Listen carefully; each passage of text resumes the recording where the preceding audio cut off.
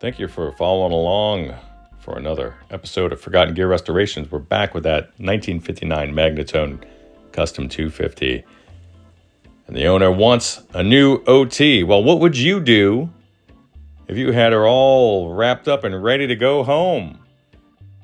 What would you do? I know what I would do. I'll tell you. Hold on. They already know what you will do. Well, yeah, of course they do, but they still want to see it. If you recall, I transplanted a small Schumacher 1961 year output transformer, beautiful little paper interleaved one, onto this one. It could support a push-pull pair of 6 V6s or the particular power tubes that are sitting in this one. And the numeric designation is escaping me. It's very similar to an EL84, though lower gain. So I'm probably going to edit something in there so I don't look like such a dumbass right now. But I just literally came in and sat down. Here we go. That's been installed. Now, the owner kind of threw me a curveball, and kind of the sort that I like, because it's like, okay, here's a challenge, and that's what gets me going. He purchased a Hammond output transformer, and I love, if you know me, then you know I love Hammond stuff. And in particular, they have everything. The chassis enclosures, everything they make is just beautiful. It's the best of Canada, right? But it's a bit larger than the original unit that was sitting on top of this guy, and also the replacement that I have. This is a 1959, so the part that I had was it was meant to be on there. But I totally get where, I get where you are, Eric, dude, and I don't fault you. And I probably, if this was my amp, maybe I would have done the same thing, maybe. But, dude, that's going to be a serious upgrade. The transformer that you got from Hammond, the core is just massive, comparatively speaking, to what came on here. It's a solid and true 25 watt piece, whereas for these amps, you're probably looking between 12 and 18 watts, and that's being quite generous, if we're just being honest with ourselves here. So what should you expect? You should expect quite a bit more throughput with respect to low end. You should also expect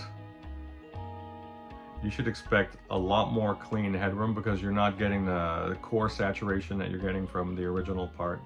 Or the Schumacher that I had on there, which I used to love when I was building amps. I used to love, say I was building a 40 watt amp, right?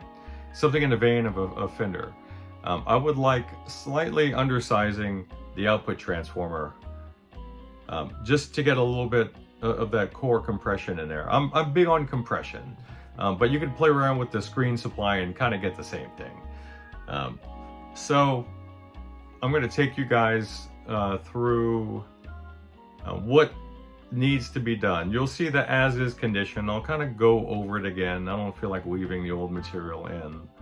So let me turn the camera on there, and maybe I'll just go through it with you really quick. I'm running out of time today. So thanks for bearing with me. And I should just reshoot this with sunglasses on so I know where to friggin' put my eyes. So, all right, thank you. Oh man, that's a sensual angle. There's the little Schumacher, and then you can see two tag strips, one on top and then one below. Let me tell you what I did.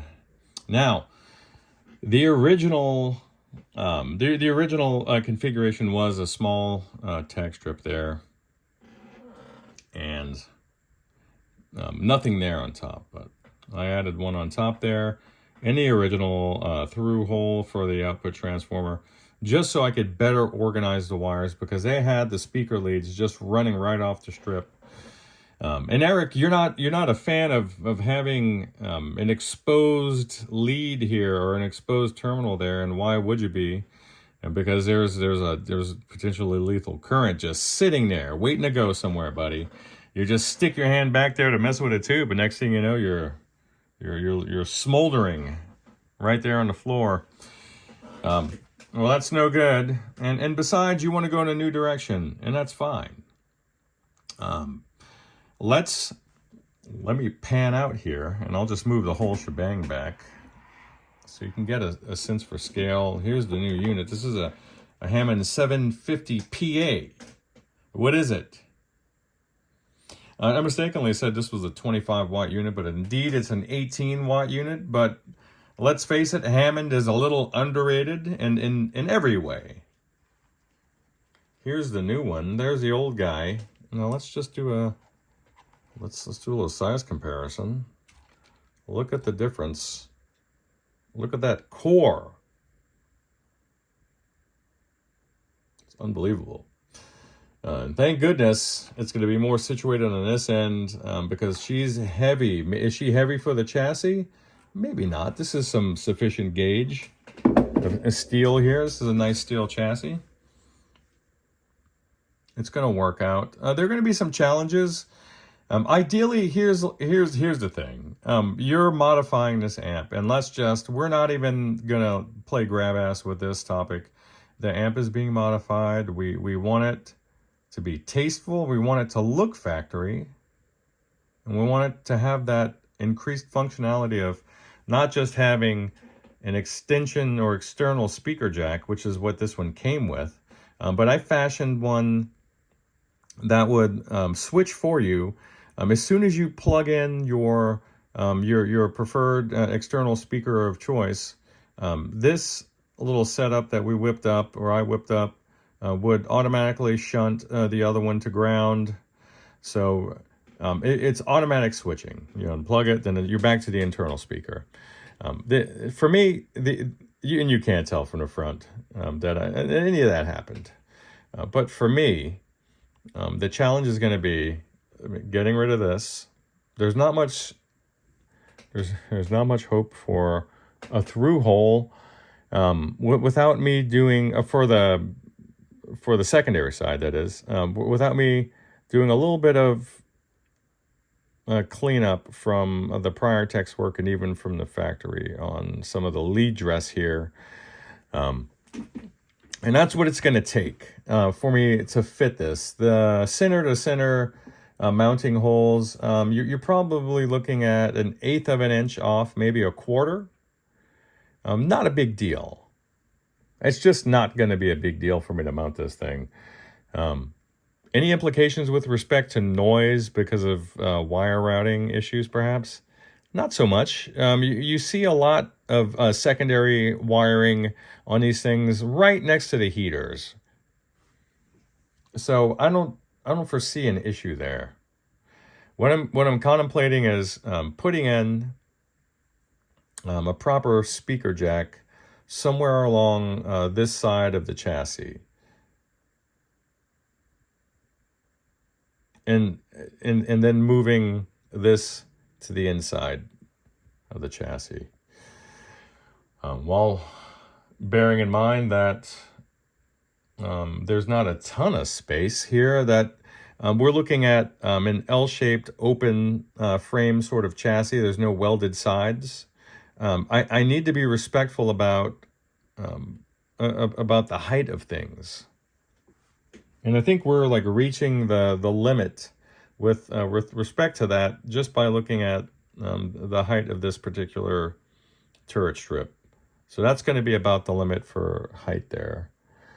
But are you going to have to drill new holes? Yeah, I'm going to drill a pass through and then add a grommet. It's going to look stock, and it will be underneath the coils of the output transformer. You're not going to see it, and it'll be done proper. And I could even artificially age the grommet, though you will be looking at some modern PVC covered wires from the Hammond unit.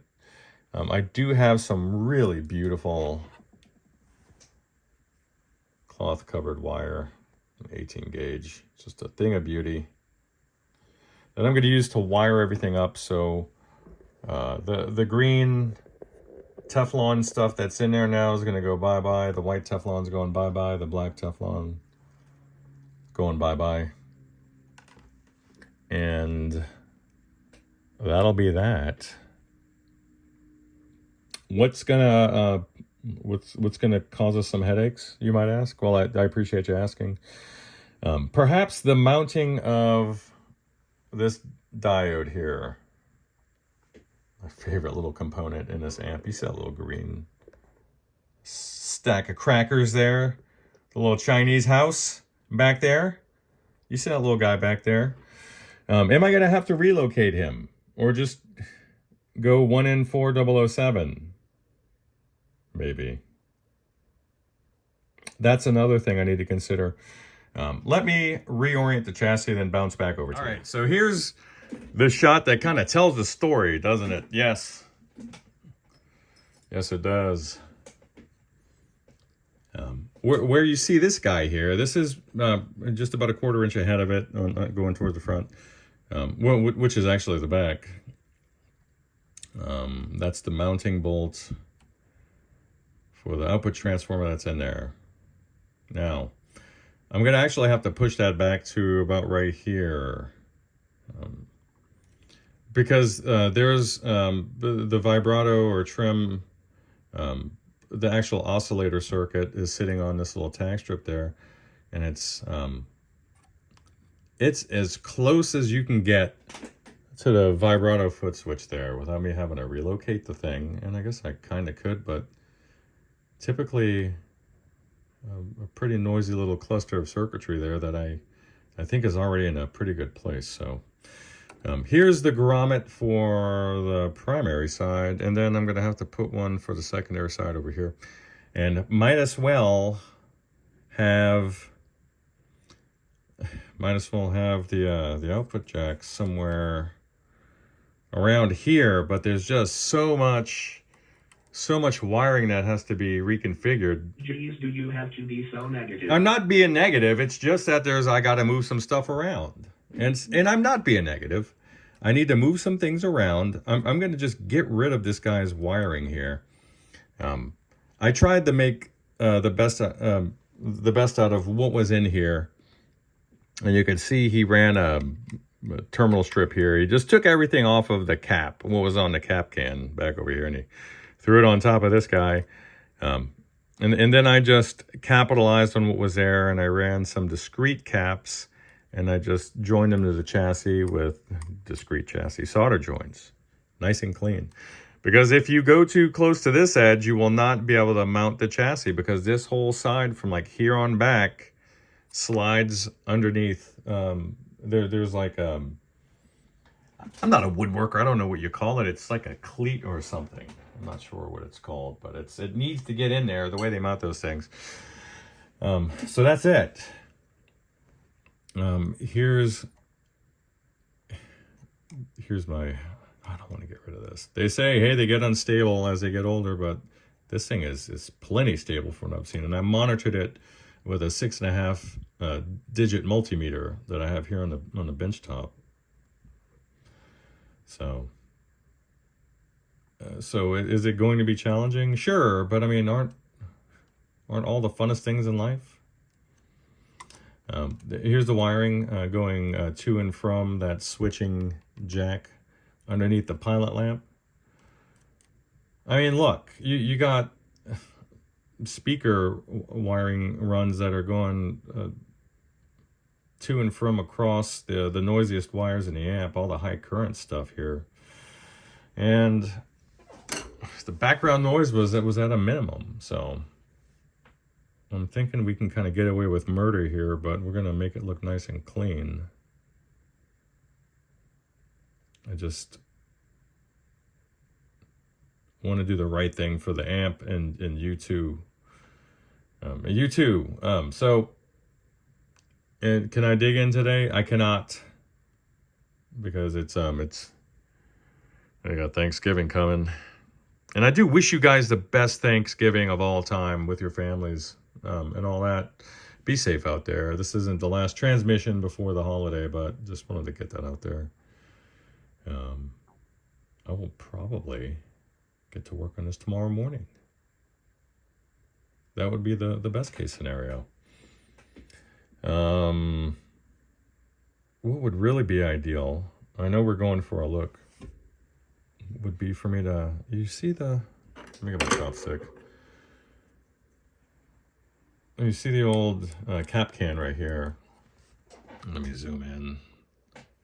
That old cap can, if I just, I have a plate that's meant to cover that up. And if I would actually just install the speaker jack there, that would not be a bad place for it to be. I mean, now granted, if you wanted to like physically unplug it, you'd have to, you know, scoot your hand past a rectifier tube there. But it's not impossible. Just thinking out loud. So, all right. Let me cut this loose, and I'll get this uploaded, and we'll just take it from there. Bye. And so I clearly couldn't help myself. Just pay attention really quick. There's the secondary through hole, the primary through hole, then a secondary will go over here where the dude scribbled 100/100. I'll end up removing that. I'm going to clean up these red plate supply leads. I'll see if I can relocate them to this side of the chassis. If I can just bundle them together and just run them along the bottom. I'll see what I can do. You see this hole here? That was the rearward transformer mounting bolt for the OT rather. I'm sorry, and it was also serving to mount this, which is the oscillator group here for the vibrato. I'm gonna have to swing that over this way because I cannot push the transformer any further down towards the front, which is away from the control panel on this amp since it's rear facing. Which means that the new through hole will be there, roughly. Yeah, so that's where that's going to be. So just understand that there's going to be a few new holes here. But I'm going to see what I can do to clean things up a little bit. And what might help is if I loosen and then reorient this diode here.